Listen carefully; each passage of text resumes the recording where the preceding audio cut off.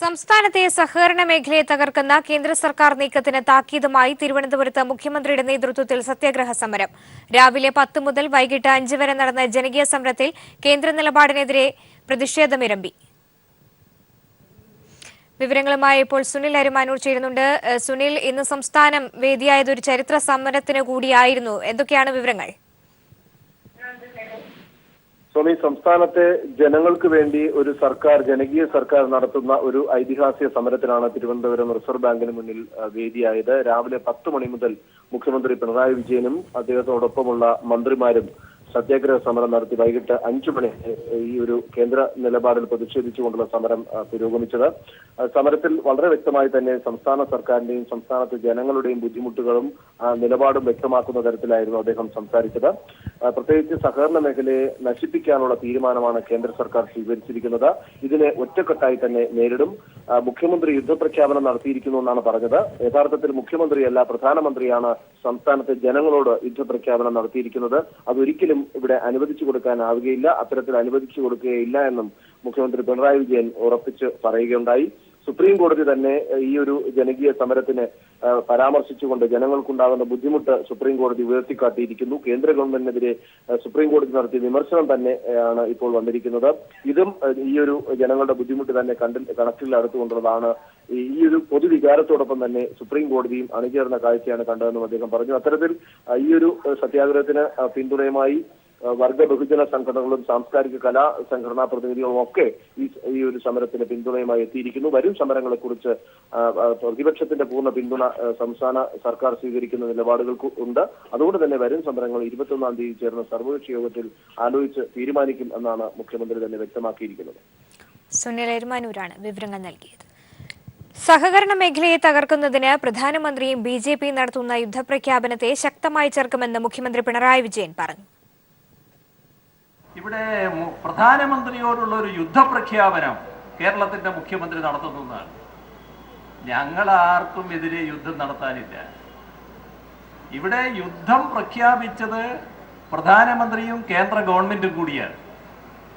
അത് സാധാരണ ജനങ്ങളുടെ നേരെയാണ്, പ്രത്യേകിച്ച് കേരളത്തിലെ സഹകരണ മേഖലയുടെ നേരെയാണ്. രാജ്യത്താകെയുള്ള ജനങ്ങളുടെ നേരെയുള്ള യുദ്ധപ്രഖ്യാപനമുണ്ട്. അതിനോടൊപ്പം കേരളത്തിലെ സഹകരണ മേഖലയെ പ്രത്യേകമായി ലക്ഷ്യമിട്ടുകൊണ്ടുള്ള യുദ്ധപ്രഖ്യാപനമുണ്ട്. കുമ്മനം രാജശേഖരന് യുദ്ധത്തിന്റെ രീതി മാത്രമാണ് അറിയാവുന്നത് എന്നുള്ളത് കൊണ്ട് പറഞ്ഞേക്കാം, അങ്ങനെയുള്ള ഒരു നീക്കത്തെ എന്ത് വില കൊടുത്തും ചെറുക്കും, ഒരു സംശയവും വേണ്ട. ആ ചെറുക്കും എന്നതിൻ്റെ തെളിവാണ് കാലത്ത് മുതൽ ഇവിടെ കണ്ടത്. സഹകരണ മേഖലയെ അസ്ഥിരമാക്കുന്ന ഒന്നിനോടും യോജിക്കില്ലെന്ന് മുഖ്യമന്ത്രി പിണറായി വിജയൻ. സഹകരണ മേഖലയെ തകർക്കാനുള്ള തീരുമാനത്തിന് പിന്നിൽ രാഷ്ട്രീയ ഗൂഢാലോചനയാണെന്നും സഹകരണ മേഖലയെ രക്ഷിക്കാൻ ഏവരും ഒറ്റക്കെട്ടായി നിൽക്കണമെന്നും മുഖ്യമന്ത്രി പറഞ്ഞു. അതേസമയം സഹകരണ പ്രതിസന്ധിയിൽ മറ്റ് രാഷ്ട്രീയ പാർട്ടികളെ കൂടി ഉൾപ്പെടുത്തി CPIM ദേശീയ പ്രക്ഷോഭം സംഘടിപ്പിക്കുമെന്ന് സീതാറാം യെച്ചൂരി വ്യക്തമാക്കി. എന്നാൽ മോദി തുഗ്ലക്കിന്റെ ആശാനാണെന്നും ജനങ്ങൾ മോദിയുടെ നെഞ്ചിൽ ചാപ്പകുത്തുമെന്നും VS അച്യുതാനന്ദൻ പറഞ്ഞു. സംസ്ഥാനത്തെ സഹകരണ മേഖലയെ തകർക്കുന്ന കേന്ദ്ര സർക്കാരിന്റെ തീരുമാനത്തിൽ പ്രതിഷേധിച്ച് മുഖ്യമന്ത്രിയും മന്ത്രിമാരും റിസർവ് ബാങ്കിന് മുന്നിൽ നടത്തുന്ന സത്യാഗ്രഹ സമരത്തിൽ സംസാരിക്കുകയായിരുന്നു നേതാക്കൾ. സംസ്ഥാനത്തെ സഹകരണ മേഖലയിലെ ബാങ്കുകളെ തകർക്കാനുള്ള കേന്ദ്ര സർക്കാരിന്റെ നടപടികളിൽ പ്രതിഷേധിച്ചാണ് മുഖ്യമന്ത്രി പിണറായി വിജയനും മറ്റു മന്ത്രിമാരും RBIക്ക് മുന്നിൽ സത്യാഗ്രഹ സമരം നടത്തിയത്. സഹകരണ മേഖലയെ തകർക്കുന്ന ഗൂഢലക്ഷ്യമാണ് കേന്ദ്ര സർക്കാരിന്റെ തീരുമാനത്തിന് പിന്നിലെന്ന് സത്യാഗ്രഹം ഉദ്ഘാടനം ചെയ്ത മുഖ്യമന്ത്രി പറഞ്ഞു.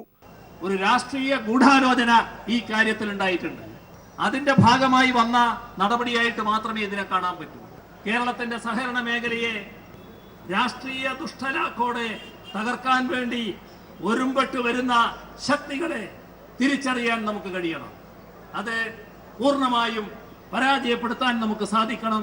പ്രധാനമന്ത്രി നരേന്ദ്രമോദിയുടെ തുഗ്ലക്ക് ഭരണത്തിനെതിരെയുള്ള രാജ്യത്തെ ആദ്യ സമരമാണ് മുഖ്യമന്ത്രിയുടെ നേതൃത്വത്തിൽ നടന്നതെന്ന് CPIM general secretary Sitaram Yechury അഭിപ്രായപ്പെട്ടു. So as the CPIM, we have said that we are going to organize people's protests all over the country. We are demanding from the government that you did not make proper preparations till the alternative currency is available in the banking system. Modi തലതിരിഞ്ഞ തീരുമാനം പിൻവലിക്കാൻ തയ്യാറാകണം. ഭ്രാന്തൻ തീരുമാനവുമായി മോദിയെ മുന്നോട്ടു പോകാൻ അനുവദിക്കുകയില്ലെന്ന് സത്യാഗ്രഹം അഭിസംബോധന ചെയ്ത ഭരണപരിഷ്കാര കമ്മീഷൻ ചെയർമാൻ VS അച്യുതാനന്ദൻ വ്യക്തമാക്കി. നേരത്തെ തലതിരിഞ്ഞ പരിഷ്കാരം നടത്തുന്നവരെ തുഗ്ലക്ക് എന്ന് പറഞ്ഞിട്ടുള്ളൂ. ഇപ്പോൾ മോദി തുഗ്ലക്കിന്റെ പോലും ആശാനാകാനാണ് ശ്രമിക്കുന്നത്. ക്യൂവിൽ നിന്ന് നരകിക്കുന്ന സാധാരണ മനുഷ്യർ 2019 ഏപ്രിലിൽ തെരഞ്ഞെടുപ്പിനും ക്യൂ നിൽക്കും. അന്നവർ മോദിയുടെ നെഞ്ചത്തായിരിക്കും ചാപ്പ കൊത്താൻ പോകുന്നത് എന്നോർക്കണം. സഹകരണ മേഖലയെ തകർക്കാനുള്ള കേന്ദ്ര തീരുമാനങ്ങൾക്കെതിരെ ശക്തമായ ഭാഷയിൽ തന്നെയാണ് മന്ത്രിമാരും LDF കക്ഷി നേതാക്കളും പ്രതികരിച്ചത്. Sunil Arimanur, news bureau, Thiruvananthapuram. സഹകരണ ബാങ്കുകൾക്കെതിരായ കേന്ദ്ര സർക്കാർ നീക്കത്തെ ജനങ്ങളെ അണിനിരത്തി ചേർക്കുമെന്ന് തോമസ് ഐസക് പറഞ്ഞു. ഇങ്ങനെ കേരളത്തിലെ പ്രാഥമിക സഹകരണ സംഘങ്ങളെ, സഹകരണ ബാങ്കുകളെ തകർക്കുന്നതിനുള്ള BJPയുടെ ഗൂഢാലോചന അരങ്ങേറിക്കൊണ്ടിരിക്കുകയാണ്. നമ്മളെ ഈ ധർണയിലൂടെ പറയുന്നത്, എന്ത് ത്യാഗം സഹിക്കേണ്ടി വന്നാലും കേരളത്തിലെ സഹകരണ പ്രസ്ഥാനത്തെ ഇവിടുത്തെ രാഷ്ട്രീയ പാർട്ടികള്, ഇവിടുത്തെ ജനങ്ങള്, ഇവിടുത്തെ സർക്കാർ സംരക്ഷിക്കുക തന്നെ ചെയ്യുമെന്ന് പ്രഖ്യാപിക്കുക. യുക്തിയുടെ ശക്തി മോഡിക്ക് ബോധ്യമല്ലെങ്കിൽ ശക്തിയുടെ യുക്തി കൊണ്ട് മോഡിയെ പഠിപ്പിക്കും എന്ന് കേരളം ഈ ധർണയിലൂടെ പറയുകയാണ്. അഭിവാദനങ്ങൾ. തിരികെ വാർത്തയിലേക്ക്. തിരുവനന്തപുരം മംഗലപുരത്ത് പ്രായപൂർത്തിയാവാത്ത ദളിത് യുവതിയെ കാമുകൻ പെൺവാണിഭ സംഘത്തിന് കൈമാറി. 16ഓളം പേർ പെൺകുട്ടിയെ പീഡിപ്പിച്ചതായി പോലീസ്. സംഭവവുമായി ബന്ധപ്പെട്ട് BJP നേതാവടക്കം 11ഓളം പേരെ തിരുവനന്തപുരം റൂറൽ SP പിടികൂടി. കാമുകൻ അടക്കമുള്ള ബാക്കി പ്രതികൾക്ക് വേണ്ടി പോലീസ് തിരച്ചിൽ തുടരുകയാണ്. ഈ കഴിഞ്ഞ 4-ാം തീയതിയാണ് തിരുവനന്തപുരം മംഗലപുരം സ്വദേശിയായ 17 വയസ്സുള്ള ദളിത് യുവതിയെ കാമുകൻ സുനി നിർബന്ധപൂർവ്വം കടത്തിക്കൊണ്ടുപോകുന്നത്. തുടർന്ന് സുനിയും ഓട്ടോ ഡ്രൈവറായ സുഹൃത്തും ചേർന്ന് പീഡിപ്പിച്ചു. തുടർന്നാണ് കുപ്രസിദ്ധ പെൺവാണിഭ സംഘാംഗമായ ആലപ്പുഴ തുമ്പോളി സ്വദേശിനി പ്രിയയുടെ കയ്യിൽ പെൺകുട്ടിയെ എത്തിക്കുന്നത്. തമിഴ്നാട്ടിലെ ഒരു ഫ്ളാറ്റിൽ താമസിപ്പിച്ചാണ് തുടർന്ന് പീഡനം അരങ്ങേറിയത്. കേസുമായി ബന്ധപ്പെട്ട് പ്രിയ ഉൾപ്പെടെ 16 പേരെ തിരിച്ചറിഞ്ഞതായി ആറ്റിങ്ങൽ ASP ആദിത്യ IPS പറഞ്ഞു. പിന്നെ പ്രോമിസ് ഓഫ് മാരേജിൽ ആ കുട്ടിയെ കൂട്ടിക്കൊണ്ട് പോയി. ഇത് 4-ാം തീയതി നടന്ന സംഭവമാണ്. 4-ാം തീയതി കൂട്ടിക്കൊണ്ട് പോയി. പിന്നെ അവിടെ വെച്ച് പീഡിപ്പിച്ചു. അതിൻ്റെ ശേഷം അവൻ്റെ കൂട്ടുകാരനായ അക്യൂസ്ഡ് 2 അവനും ചേർന്ന് പീഡിപ്പിച്ചിട്ടുണ്ട്. കൂട്ടബലാത്സംഗം നടത്തിയതിനും പട്ടികജാതി പീഡനത്തിനും പ്രായപൂർത്തിയാവാത്ത പെൺകുട്ടിയെ തട്ടിക്കൊണ്ടുപോകലിനുമാണ് പ്രതികൾക്കെതിരെ കേസ് രജിസ്റ്റർ ചെയ്തിരിക്കുന്നത്. പിടിയിലായവരിൽ കാട്ടായിക്കോണം സ്വദേശി പ്രമോദ് BJP നേതാവാണ്. സംഭവവുമായി ബന്ധപ്പെട്ട് സുനിൽ ജോൺ, ഐരൂപ്പാറ സ്വദേശി പ്രവീൺ, പുല്ലമ്പാറ സ്വദേശി അനൂപ് കൃഷ്ണൻ, നെല്ലനാട് സ്വദേശി അനൂപ് റാഫി, പള്ളിപ്പുറം സ്വദേശി അബു, കാട്ടായിക്കോണം സ്വദേശി ഷാക്കിർ, നേതാജിപുരം സ്വദേശി ഷെരീഫ്, പേട്ട സ്വദേശി രതീഷ് കുമാർ, ഐരൂപ്പാറ സ്വദേശി അജയ്കുമാർ എന്നിവർ അറസ്റ്റിലായി. തിരുവനന്തപുരം റൂറൽ SP ഷഫീൻ അഹമ്മദിന്റെ നേതൃത്വത്തിലുള്ള പ്രത്യേക സംഘമാണ് പ്രതികളെ പിടികൂടിയത്. News bureau, Thiruvananthapuram. അരൂരിൽ ബൊലേറോ വാൻ കായലിലേക്ക് മറിഞ്ഞുണ്ടായ അപകടത്തിൽ കാണാതായ 5 പേരുടെയും മൃതദേഹം കണ്ടെടുത്തു. അരുക്കുറ്റി സ്വദേശിയും വാഹനത്തിന്റെ ഡ്രൈവറുമായിരുന്ന നിജാസ് അലി ഉൾപ്പെടെയുള്ളവരുടെ മൃതദേഹമാണ് കണ്ടെടുത്തത്. ഇന്ന് രാവിലെയാണ് തോപ്പുംപടിക്ക് സമീപം പെരുമ്പടപ്പിൽ നിന്ന് നിജാസ് അലിയുടെ മൃതദേഹം കണ്ടെടുത്തത്. നേപ്പാൾ സ്വദേശികളായ 4 പേരുടെ മൃതദേഹങ്ങൾ കഴിഞ്ഞ ദിവസങ്ങളിൽ കണ്ടെടുത്തിരുന്നു. നേപ്പാൾ സ്വദേശികളായ മറ്റ് 4 പേരെ അപകടമുണ്ടായ ബുധനാഴ്ച തന്നെ രക്ഷപ്പെടുത്തിയിരുന്നു. 9 പേരായിരുന്നു വാഹനത്തിൽ ഉണ്ടായിരുന്നത്. കേരള ഹൈക്കോടതി പരിസരത്ത് നിരോധനാജ്ഞ പ്രഖ്യാപിച്ചു. ഹൈക്കോടതി മന്ദിരത്തിന് 200 മീറ്റർ ചുറ്റളവിൽ പ്രകടനം, യോഗം, സംഘം ചേരൽ, ഉച്ചഭാഷണിയുടെ ഉപയോഗം എന്നിവ നിരോധിച്ച് ജില്ലാ കളക്ടർ മുഹമ്മദ് Y സഫീറുള്ളയാണ് ഉത്തരവിട്ടത്. ക്രിമിനൽ നടപടി ചട്ടത്തിലെ 144(3) വകുപ്പ് പ്രകാരമുള്ള ഉത്തരവ് 2 മാസത്തേക്ക് പ്രാബല്യത്തിലുണ്ടായിരിക്കും. കേരള ഹൈക്കോടതിയുടെ ജൂലൈ 27 ഇടക്കാല ഉത്തരവിന്റെയും അഡീഷണൽ അഡ്വക്കേറ്റ് ജനറൽ ഇക്കഴിഞ്ഞ 10 നൽകിയ കത്തിന്റെയും അടിസ്ഥാനത്തിലാണ് ജില്ലാ മജിസ്ട്രേറ്റ് എന്ന നിലയിൽ കളക്ടറുടെ ഉത്തരവ്. കൊച്ചി സിറ്റി പോലീസ് മേധാവിക്കും എക്സിക്യൂട്ടീവ് മജിസ്ട്രേറ്റ് കൂടിയായ കണയന്നൂർ തഹസിൽദാർക്കുമാണ് ഉത്തരവ് നടപ്പാക്കാനുള്ള ചുമതല. കുടിവെള്ളക്ഷാമം രൂക്ഷമായതോടെ പാലക്കാട് പുതുശ്ശേരിയിൽ പ്രവർത്തിക്കുന്ന പെപ്സി കമ്പനിക്കെതിരെ ഗ്രാമപഞ്ചായത്ത് വീണ്ടും സ്റ്റോപ്പ് മെമ്മോ നൽകി. ഈ വർഷം ഇത് 3-ാം തവണയാണ് പുതുശ്ശേരി ഗ്രാമപഞ്ചായത്ത് പെപ്സിക്ക് നോട്ടീസ് നൽകുന്നത്. പഞ്ചായത്തിലെ 7 വാർഡുകളിൽ കടുത്ത കുടിവെള്ളക്ഷാമം നേരിടുന്ന പശ്ചാത്തലത്തിലാണ് നടപടി. പുതുശ്ശേരി പഞ്ചായത്തിലെ 5 മുതൽ 13-ാം വാർഡ് വരെയുള്ള പ്രദേശങ്ങളിലാണ് കുടിവെള്ളക്ഷാമം രൂക്ഷമായത്. ഈ ഭാഗങ്ങളിലെ കുഴൽക്കിണറുകളടക്കം വറ്റി. മറ്റുള്ളവയിൽ വെള്ളത്തിന്റെ അളവ് വലിയ തോതിൽ കുറഞ്ഞു. പെപ്സി കമ്പനിയുടെ ഭൂഗർഭ ജലചൂഷണമാണ് വരൾച്ച രൂക്ഷമാക്കിയത്. ദിവസേന 2.5 ലക്ഷം ലിറ്റർ വെള്ളമെടുക്കാനാണ് കമ്പനിക്ക് അനുമതി. എന്നാൽ 6 മുതൽ 15 ലക്ഷം ലിറ്റർ വരെ ഭൂഗർഭജലം പെപ്സി ഊറ്റെടുക്കുന്നതായാണ് ഗ്രാമപഞ്ചായത്തിന്റെ വിലയിരുത്തൽ. 7 കുഴൽക്കിണറുകൾ കമ്പനിക്കുള്ളിൽ പ്രവർത്തിക്കുന്നതായും വിവരമുണ്ട്. പലതും 800 അടിയോളം താഴ്ചയുള്ളതാണ്. 6 മാസം വരെ പ്രവർത്തനം നിർത്തിവെക്കണമെന്ന് കാണിച്ചാണ് നോട്ടീസ് നൽകിയതെന്ന് പഞ്ചായത്ത് പ്രസിഡന്റ് കെ ഉണ്ണികൃഷ്ണൻ പറഞ്ഞു. കഴിഞ്ഞ ഫെബ്രുവരി മാസം മുതൽ പുതുശ്ശേരി പഞ്ചായത്തിൻ്റെ വിവിധ വാർഡുകളിൽ ടാങ്കറിൽ വെള്ളത്തിച്ചുകൊണ്ടിരിക്കുകയാണ്. ഇത് ഒരു പരിധിവരെ ഈ സ്ഥാപനം ഡിസംബർ മാസം മുതൽ 6 മാസം കാലാവധിയെങ്കിലും ഈ കമ്പനി പ്രവർത്തനം നിർത്തിവെച്ചാൽ മാത്രമാണ് ഭാവിയിൽ വരുന്ന മാസങ്ങളിൽ ഈ കുടിവെള്ളക്ഷാമം പരിഹരിക്കാൻ ഒരു പരിധിവരെയെങ്കിലും നമുക്ക് മുന്നോട്ട് പോകാൻ കഴിയും. ഫെബ്രുവരി മെയ് മാസങ്ങളിൽ ഇതേ ആവശ്യമുന്നയിച്ച് നോട്ടീസ് നൽകിയെങ്കിലും മറുപടി നൽകാൻ പോലും കമ്പനി തയ്യാറായിരുന്നില്ല. സമീപനത്തിൽ മാറ്റമുണ്ടായില്ലെങ്കിൽ നിയമ നടപടികളിലേക്ക് പോകാനാണ് പഞ്ചായത്തിന്റെ തീരുമാനം. പെപ്സി ഊറ്റിയെടുക്കുന്ന ജലത്തിന്റെ അളവ് തിട്ടപ്പെടുത്തണമെന്ന് ആവശ്യപ്പെട്ട് ജില്ലാ കളക്ടർക്കും ഭൂജല വകുപ്പിനും പഞ്ചായത്ത് കത്ത് നൽകിയിട്ടുണ്ട്. News bureau, Palakkad. ദേവസ്വം ബോർഡിന്റെ അതിഥികൾക്ക് താമസിക്കാനായി പമ്പയിലെ ശൌചാലയങ്ങൾ പൊളിച്ചുമാറ്റിയത് തീർത്ഥാടകർക്കും മറ്റുള്ളവർക്കും ഏറെ ബുദ്ധിമുട്ടുണ്ടാക്കുന്നു. ശൌചാലയങ്ങൾ പൊളിച്ചുമാറ്റി പണിയുന്ന അതിഥി മന്ദിരത്തിന്റെ നിർമ്മാണ പ്രവർത്തനങ്ങൾ ഇതുവരെയും പൂർത്തിയായിട്ടുമില്ല. പമ്പ ആക്ഷൻ പ്ലാനിന്റെ ഭാഗമായി 2 കോടി രൂപ മുടക്കി പണിത കക്കൂസുകളാണ് ദേവസ്വം ബോർഡ് അനധികൃതമായി പൊളിച്ചു നീക്കി അതിഥി മന്ദിരം പണിയുന്നത്. ലക്ഷക്കണക്കിന് തീർത്ഥാടകരെത്തുന്ന സ്ഥലമായ പമ്പയിലെ കക്കൂസുകളാണ് ദേവസ്വം ബോർഡ് പൊളിച്ചു നീക്കിയിട്ടുള്ളത്. കക്കൂസുകൾക്ക് പകരം ദേവസ്വം ബോർഡിന്റെ അതിഥികൾക്ക് താമസിക്കാൻ റൂമുകൾ പണിയുകയായിരുന്നു ലക്ഷ്യം. എന്നാൽ മണ്ഡലകാലം ആരംഭിച്ചിട്ടും പൊളിച്ചു നീക്കിയ കക്കൂസുകൾക്ക് പകരമായി പണിയുന്ന റൂമുകളുടെ നിർമ്മാണ പ്രവർത്തികളോ എങ്ങും എത്തിയിട്ടില്ല. പമ്പയിലെത്തുന്ന തീർത്ഥാടകർക്ക് പുറമെ അവിടുത്തെ കച്ചവടക്കാരും മറ്റുള്ളവരും ഒരുപോലെ ബുദ്ധിമുട്ടിലായിരിക്കുകയാണ് ഈ തീരുമാനത്തിലൂടെ. ഗണപതി അമ്പലം ഞൊടങ്ങാർ ഭാഗത്തുള്ള ഒരു കക്കൂസ്, വാസ്കോയുടെ ആ ഭാഗത്തുള്ള ബിരിയയിലും കടകളിലും തൊഴിലാളികളുള്ള ഒത്തിരി സായിപ്പന്മാർ വന്ന് തമ്പടിക്കുന്ന സ്ഥലങ്ങളാണ്. അവിടുത്തെ ആ കക്കൂസ മൊത്തം ഇടിച്ച് പൊളിച്ചു റൂമാക്കി ഇപ്പം അവിടെ റൂമാക്കിക്കൊണ്ടിരിക്കുന്നത്. ഇപ്പോൾ 1 കിലോമീറ്റർ ബാത്റൂമിൽ പോകേണ്ടവർക്ക് ഇങ്ങനെ ത്രിവേണി പാലത്തിൻ്റെ അവിടെ വരേണ്ട ഒരു അവസ്ഥയാണ് ഇപ്പം വന്നേക്കുന്നത്. ആ 1 കിലോമീറ്റർ ചുറ്റളവിൽ ഒരു കക്കൂസും ഇല്ല, അതിനുള്ള സജ്ജീകരണം അവിടെ ചെയ്തിട്ടില്ല. നിലവിലുള്ള കക്കൂസുകൾ പൊളിച്ചു നീക്കി അതിഥി മന്ദിരം പണിയുമ്പോൾ പകരം സംവിധാനമൊന്നും തയ്യാറാക്കാൻ ദേവസ്വം ബോർഡ് തയ്യാറാകാത്തത് വലിയ പ്രതിഷേധമാണ് ഉണ്ടാക്കിയിരിക്കുന്നതും. പമ്പയുടെ പരിസരത്തെവിടെയും പ്രാഥമിക കൃത്യം നിർവഹിക്കാൻ നിലവിൽ സംവിധാനമില്ലാത്തതിനാൽ പലരും പമ്പയുടെ പരിസരങ്ങളിൽ കാര്യം സാധിക്കുന്നത് വലിയ ആരോഗ്യ പ്രശ്നങ്ങൾക്കും വഴിവെക്കും. പകരം സംവിധാനം ഏർപ്പെടുത്താതെ ശൌചാലയങ്ങൾ പൊളിച്ചുമാറ്റി അതിഥി മന്ദിരങ്ങൾ പണിയുകയാണ് ദേവസ്വം ബോർഡ് ഇവിടെ ചെയ്തിരിക്കുന്നത്. ഈ തീരുമാനത്തിലൂടെ വലിയ തിരക്കനുഭവപ്പെടുന്ന വരും ദിവസങ്ങളിൽ അത് വലിയ ആരോഗ്യ പ്രശ്നങ്ങൾക്ക് തന്നെ കാരണമാവുകയും ചെയ്യും. പമ്പയിൽ നിന്നും ക്യാമറമാൻ വിനേഷ് നേതാജിക്കൊപ്പം ബിജേഷ് നടുവിൽ. People exclusive. വെറ്റിനറി സർവകലാശാലയിലെ ഡോക്ടർ പി സുധീർ ബാബുവിന്റെ പ്രബന്ധം കോപ്പിയടിയാണെന്ന ആരോപണം കെട്ടിച്ചമച്ചതാണെന്ന് കണ്ടെത്തി. ഗാന്ധിഗ്രാം റൂറൽ സർവകലാശാല നടത്തിയ പരിശോധനയുടേതാണ് കണ്ടെത്തൽ. റിപ്പോർട്ടിന്റെ അടിസ്ഥാനത്തിൽ സുധീർ ബാബുവിനെതിരായ നടപടികളും വെറ്റിനറി സർവകലാശാല പിൻവലിച്ചു. കേരള വെറ്റിനറി സർവകലാശാലയിലെ ഡയറി എഞ്ചിനീയറിംഗ് വിഭാഗം പ്രൊഫസർ ഡോക്ടർ സുധീർ ബാബു 2009 സർവകലാശാലയിൽ പ്രബന്ധം സമർപ്പിച്ചത്. എന്നാൽ 2014 വെറ്റിനറി സർവകലാശാല VC ആയിരുന്ന ഡോക്ടർ ബി അശോക് പ്രബന്ധം പത്രവാർത്തകളുടെ അടിസ്ഥാനത്തിൽ കോപ്പിയാണെന്ന് ആരോപിച്ചു. തുടർന്ന് സർവകലാശാലയിൽ സോഫ്റ്റ്വെയർ ഉപയോഗിച്ച് നടത്തിയ പരിശോധനയിൽ 24% കോപ്പിയടിയാണെന്ന് തെളിഞ്ഞു. കണ്ടെത്തലിന്റെ അടിസ്ഥാനത്തിൽ പരാതിയുടെ 3-ാം ദിനം തന്നെ കേരള വെറ്റിനറി സർവകലാശാലയുടെ ബോർഡ് ഓഫ് സ്റ്റഡീസ്, റിസർച്ച് അഡ്വൈസർഷിപ്പ് എന്നിവയിൽ നിന്നും സുധീർ ബാബുവിനെ പുറത്താക്കി. തുടർന്ന് റിപ്പോർട്ട് ഗാന്ധിഗ്രാം റൂറൽ യൂണിവേഴ്സിറ്റിക്ക് വെറ്റിനറി സർവകലാശാല അയച്ചുകൊടുത്തു. ഗാന്ധിഗ്രാം സർവകലാശാല, IIM തൃച്ചി, പോണ്ടിച്ചേരി, തമിഴ്നാട് എന്നിവിടങ്ങളിൽ നിന്നുള്ള വിദഗ്ധർ ഉൾപ്പെട്ട സമിതിയെ കൊണ്ട് പ്രബന്ധം വീണ്ടും പരിശോധിപ്പിച്ചു. എന്നാൽ പ്രസ്തുത ആരോപണങ്ങൾ വ്യാജമാണെന്നാണ് കണ്ടെത്തിയത്.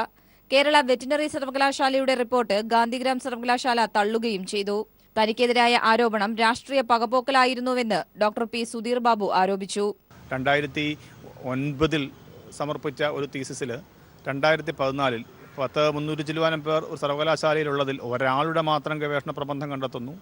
അതിൽ പ്രശ്നങ്ങൾ ചെയ്യുമ്പോൾ തന്നെ ഒട്ടും ശരിയല്ലാത്ത നിലയിൽ കാര്യങ്ങൾ ചെയ്യുന്നു. അപ്പോൾ ഗവേഷണ സമൂഹത്തെ പൊതുവിൽ അപമാനിക്കുവാൻ വേണ്ടിയിട്ടുള്ള ഒരു ഉപകരണമായിട്ട് ഇതിനെ ഉപയോഗിക്കുന്ന രീതിയാണ് ഇതിൽ നമുക്ക് കാണാനാവുക. കോപ്പിയടി വിവാദം കെട്ടിച്ചമച്ചതാണെന്ന് കണ്ടെത്തിയ സാഹചര്യത്തിൽ സുധീർ ബാബുവിനെതിരായ നടപടികളും കേരള വെറ്റിനറി സർവകലാശാലയുടെ ബോർഡ് ഓഫ് മാനേജ്മെന്റ് പിൻവലിച്ചു. എസ് ഷീജ, തിരുവനന്തപുരം.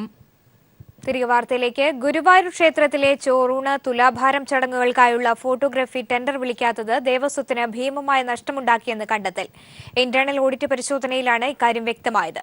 റിപ്പോർട്ടിന്റെ പകർപ്പ് പീപ്പിൾ ടിവിക്ക് ലഭിച്ചു. കുട്ടികളുടെ ആദ്യ ചോറൂണ്, തുലാഭാരം തുടങ്ങിയ ചടങ്ങുകൾക്ക് ഫോട്ടോ എടുക്കാൻ മുമ്പ് തിരഞ്ഞെടുത്ത സ്റ്റുഡിയോകൾക്ക് മാത്രമാണ് അനുമതി നൽകിയിരുന്നത്. 2009 ടെൻഡർ വിളിച്ച് കരാർ നൽകുന്ന രീതിക്ക് തുടക്കമായി. 2014 2 കോടി രൂപയ്ക്ക് വരെ കരാർ പോയിരുന്നു. 2015 ടെൻഡർ നടപടിയിൽ കരാറുകാരനുമായുള്ള അഭിപ്രായ വ്യത്യാസങ്ങൾ ഹൈക്കോടതിയിലെത്തി. റീടെൻഡർ പരിഗണിക്കാമെന്ന് കോടതി നിർദ്ദേശിച്ചെങ്കിലും അത് നടപ്പായില്ല. ഈ വർഷവും ടെൻഡർ വിളിച്ചില്ല. ഫലത്തിൽ ഇക്കഴിഞ്ഞ 2 വർഷമായി ക്ഷേത്രത്തിലെ തുലാഭാരം, ചോറൂണ് ചടങ്ങുകൾ പകർത്തി ലഭിക്കാൻ ലക്ഷക്കണക്കിന് ഭക്തർക്ക് മാർഗമില്ലാതെയായി. കോടികൾക്ക് കരാർ പോയിരുന്ന ഫോട്ടോഗ്രാഫി ടെൻഡർ മുടങ്ങിയതോടെ ദേവസ്വത്തിന് ഭീമമായ നഷ്ടമുണ്ടായെന്നാണ് ഓഡിറ്റ് റിപ്പോർട്ട്. 2 വർഷത്തിനിടെ 14 തവണ ടെൻഡർ വിളിക്കുന്ന കാര്യം ഭരണസമിതി യോഗങ്ങളിൽ അജണ്ടയായി വന്നിരുന്നു. എന്നാൽ 2 ഭരണസമിതി അംഗങ്ങൾ തടസ്സം നിന്നതോടെ തീരുമാനം നീട്ടിക്കൊണ്ടുപോയെന്നാണ് ആരോപണം. ഫോട്ടോഗ്രാഫി പുനരാരംഭിക്കുന്ന കാര്യം പരിഗണനയിൽ ഉണ്ടെന്ന് ദേവസ്വം മന്ത്രി അറിയിച്ചെങ്കിലും നിയമതടസ്സങ്ങളുണ്ടെന്ന വാദമാണ് ഭരണസമിതി ഉന്നയിച്ചിരുന്നത്. ഇതിനിടെയാണ് ഭരണസമിതി അംഗങ്ങൾ കുരുക്കിലായേക്കാവുന്ന ഓഡിറ്റ് റിപ്പോർട്ട് പുറത്തുവരുന്നത്. News bureau, Thrissur. സംസ്ഥാന CBSE സ്കൂൾ കലോത്സവം ഇടുക്കി അടിമാലിയിൽ വർണ്ണാഭമായി തുടക്കമായി. ഹൈറേഞ്ചിന്റെ കലാചരിത്രത്തിൽ ആദ്യമായാണ് കലോത്സവത്തിന് ഇവിടം വേദിയാകുന്നത്. 8000-ഓളം കലാപ്രതിഭകൾ 4 ദിവസത്തെ കലോത്സവത്തിൽ മാറ്റുരയ്ക്കും. ഹൈറേഞ്ച് ആദ്യമായാണ് CBSE കലോത്സവത്തിന് വേദിയാകുന്നത്. അടിമാലി വിശ്വദീപ്തി CMI പബ്ലിക് സ്കൂളിലെ ഉദ്ഘാടന വേദിയിൽ മുൻ മന്ത്രിയും MLA-യുമായ PJ ജോസഫ് കലോത്സവത്തിന് തിരികൊളുത്തി. സിനിമാ താരങ്ങളായ സായികുമാർ, ബിന്ദു മണിക്കർ തുടങ്ങി സമൂഹത്തിന്റെ വിവിധ മേഖലയിലുള്ള നിരവധി പേർ ഉദ്ഘാടനത്തിന് സാക്ഷിയായി. 4 ദിവസമായി നടക്കുന്ന മേളയിൽ 21 വേദികളിലായി 800-ലധികം കലാകാരന്മാരും കലാകാരികളും മാറ്റുരയ്ക്കും. 145 ഇനങ്ങളിൽ 5 വിഭാഗങ്ങളായാണ് മത്സരം നടക്കുന്നത്. ആദ്യ ദിനത്തിൽ ഏകാംഗ നാടകവും ഹൈസ്കൂൾ വിഭാഗത്തിലെ ചിത്രരചനാ മത്സരവും പൂർത്തിയാക്കി. നൃത്ത മത്സരങ്ങളും ആരംഭിച്ചിട്ടുണ്ട്.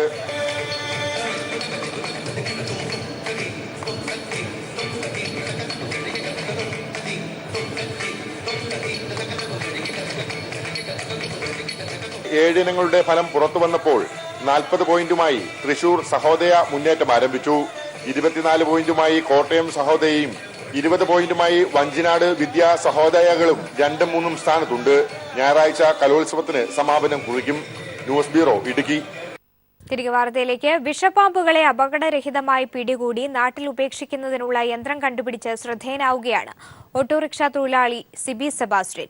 കാസർഗോഡ് മാലോത്ത് സ്വദേശിയായ സിബി 2 മാസത്തിനുള്ളിൽ 50ഓളം വിഷപ്പാമ്പുകളെയാണ് പിടികൂടിയത്. അപകടം ഒഴിവാക്കാൻ പാമ്പുപിടുത്തക്കാർ ഉപയോഗിക്കണമെന്നാണ് സിബിയുടെ ഉപദേശം. ജനങ്ങൾക്കും പാമ്പുകൾക്കും ഒരുപോലെ സംരക്ഷകനാണ് കാസർഗോഡ് മാലോത്തെ ഓട്ടോറിക്ഷ തൊഴിലാളിയായ 54-കാരനായ സിബി സെബാസ്റ്റ്യൻ. കുട്ടിക്കാലത്ത് പാമ്പിനെ പിടികൂടി വീട്ടിലെത്തിച്ച സിബിക്ക് അച്ഛന്റെ കയ്യിൽ നിന്നും തല്ലും കിട്ടിയിട്ടുണ്ട്. ജനങ്ങൾക്ക് ഭീഷണിയാകുന്ന പാമ്പുകളെ സാഹസികമായി കൈകൊണ്ട് പിടികൂടുന്ന സിബിയുടെ ഏറെക്കാലത്തെ സ്വപ്നമാണ് പാമ്പുകളെ പിടികൂടുന്നതിനുള്ള യന്ത്രം കണ്ടുപിടിച്ചതിലൂടെ യാഥാർത്ഥ്യമായിരിക്കുന്നത്. പ്രായമേറുകയും രോഗങ്ങൾ കീഴടക്കുകയും ചെയ്തതോടെ പഴയതുപോലെ എളുപ്പത്തിൽ പാമ്പുകളെ പിടികൂടാനാകുന്നില്ല.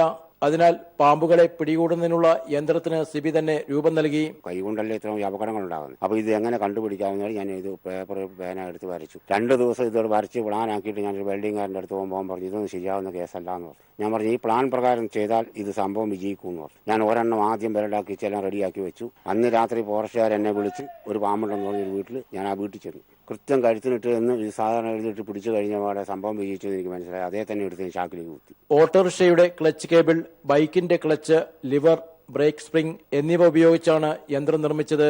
പാമ്പുകൾ വെള്ളത്തിലോ മാളത്തിലോ കോഴിക്കൂട്ടിലോ എവിടെയുമാകട്ടെ ഒരു പോറൽ പോലുമില്ലാതെ ഈ യന്ത്രം ഉപയോഗിച്ച് പിടികൂടി ചാക്കിലാക്കാനാകും.